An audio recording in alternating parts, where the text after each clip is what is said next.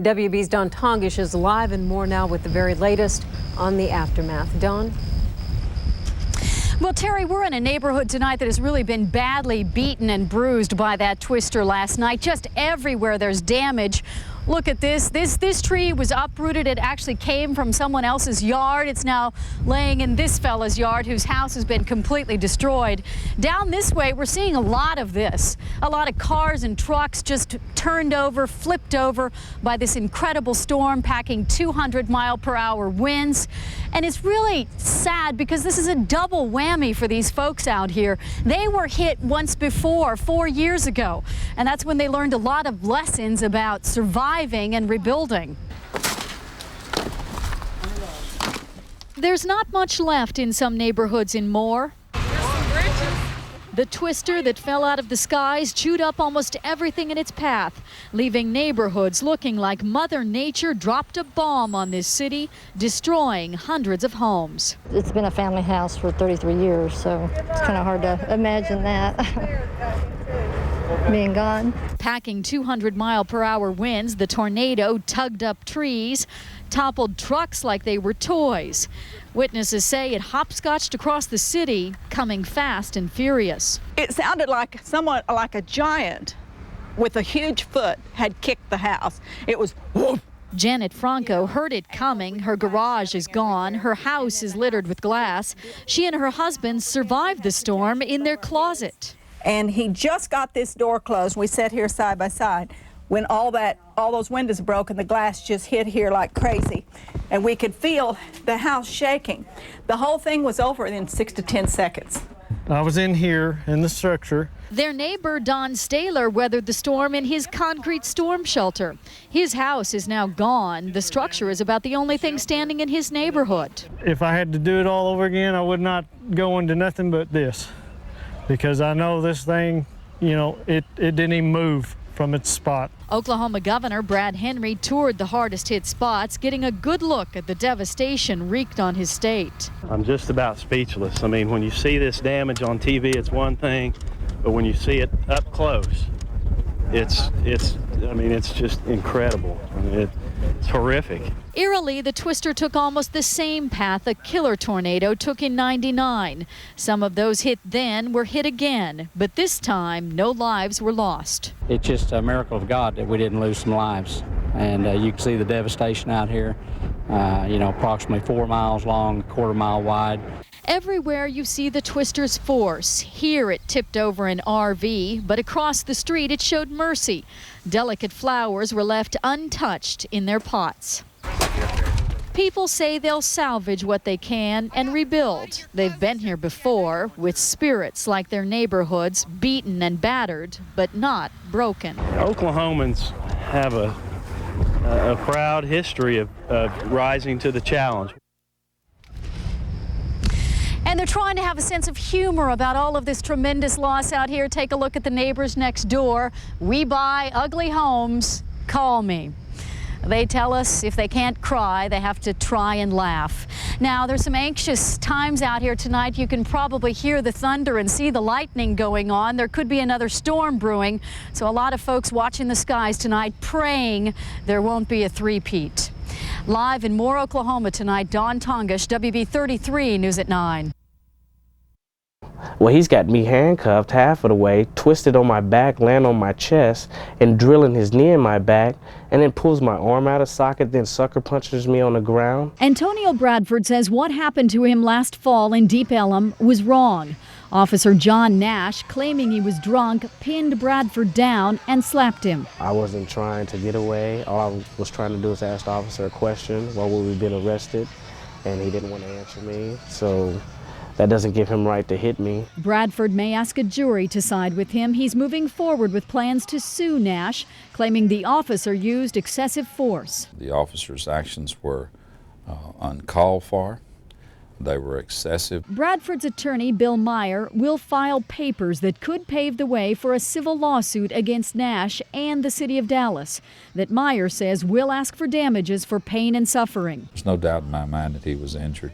He had 3 people on top of him who weighed more than 200 pounds each, and he suffered injuries as a consequence of that, and he has adequate injuries to be compensated under the Texas law. Meyer says if they do sue, Nash's record will be used to prove a pattern. The officer has 12 excessive force complaints, averaging 1 a year since he joined the force, including 4 last year, 3 of which are still being investigated.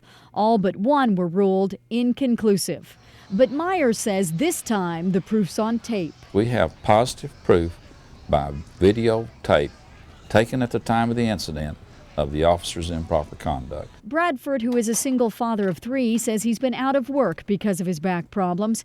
He wants the city to pay for what happened, and he wants Nash to pay with his job. I think he's lost that ability to be an officer. He's too brutal. Officer Nash remains on paid leave. The district attorney declined to file assault charges, but that won't affect Bradford's case. His attorney will file the papers to begin legal action this week. Dawn Tongish, WB 33 News at 9. Well, Tom, you could call this a Marine's eyes in the darkness. This is a pair of night vision goggles, and these would actually be mounted to a helmet, kind of like this. Now, we're going to give you a quick demonstration of how these work. We're going to darken this room, and you'll get to see just how dark it is in here, absolutely dark. Now we're going to turn on our night vision goggles and give you a look. Look at that. It's almost like a clear picture. It's almost like somebody turned on a light in the room. You're actually using ambient light. It's drawing on that to give you a picture. This is what the troops would see in the dark of Iraq. This is how soldiers see, and this is how they survive. In a fierce firefight in the dark of night, the naked eye can't see who's a friend and who's a foe. But U.S. forces have an advantage. Even in pitch black, a soldier or a Marine can see because of this device, night vision goggles, now standard issue for the military. We're the only armed force in the world that has night vision equipment for everybody. Each soldier will have night observation devices. Experts say the equipment provides troops the ability to move and attack at night when the enemy, which has little if any of the equipment, is at a disadvantage, especially in close quarters. Soldiers trained to come in at night with their night vision goggles and just go into a room in a matter of, 4 people get in there in a matter of 2 or 3 seconds.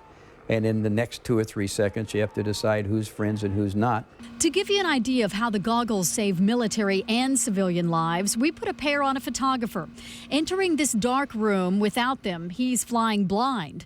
But with them, he can quickly see this woman doesn't mean him harm, while just around the corner, there's someone waiting to attack. The goggles help him decide who's who. The goggles work by amplifying minute ambient light, saving lives on the ground and in the air.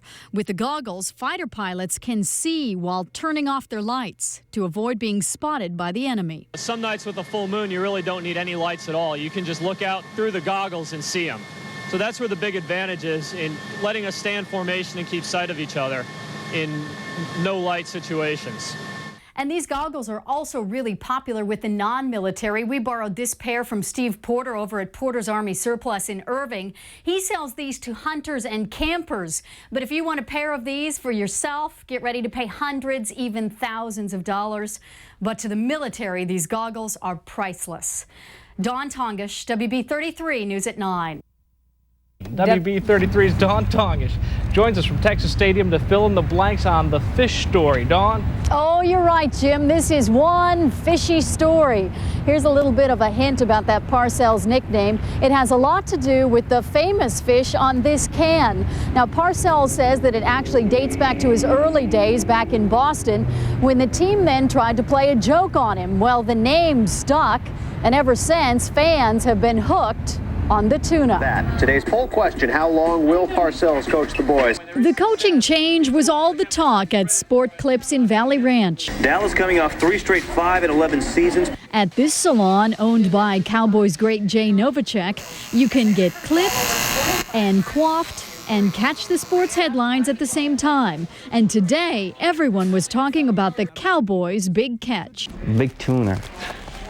They call him the big tuna. They sure do. Bill Parcells is the tuna and has been for years. Big tuna. I don't know why they call him Big Tuna.